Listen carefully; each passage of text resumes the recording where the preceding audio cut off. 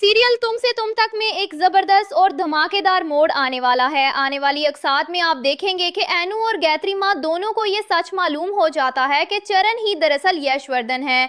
ये हकीकत सुनकर गायत्री माँ शदीद सदमे में आ जाती हैं। एक तरफ अपने खोए हुए बेटे को पाने की खुशी होती है और दूसरी तरफ ये गम कि झंडे ने इतना बड़ा राज इनसे क्यों छुपाया।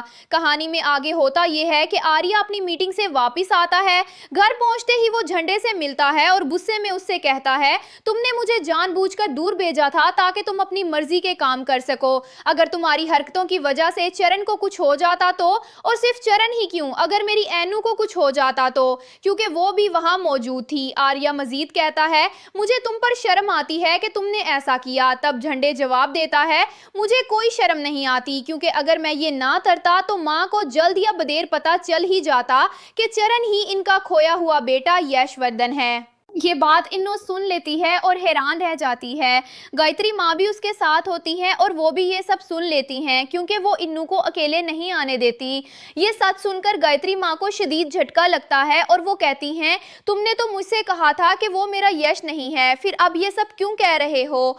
उसके बाद कहानी में एक निहायत दिलचस्प मोड़ आता है और सीरियल मजीद सनसनीखेज हो जाता है।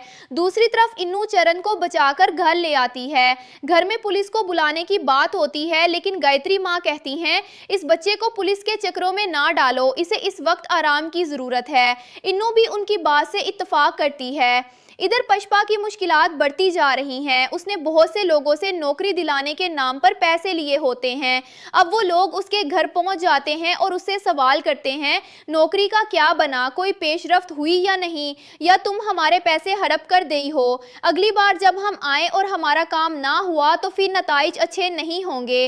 अब देखना ये होगा कि पशपा इस मुश्किल से कैसे निकलेगी। दूसरी जानिब इन्नू और गायत्री माँ दोनों को मालूम हो चुका है कि चरण ही यशवर्धन है। अब आगे कहानी में क्या नया मोड़ आएगा, क्या राजनंदिनी के राज भी आहिस्ता आहिस्ता सामने आएंगे। आपको क्या लगता है, अपनी राय कमेंट्स में ज़रूर बताएं और ऐसी ही मज़ीद ड्रामाई खबरों और अपडेट्स के लिए हमारे चैनल को ज़रूर सब्सक्राइब करें।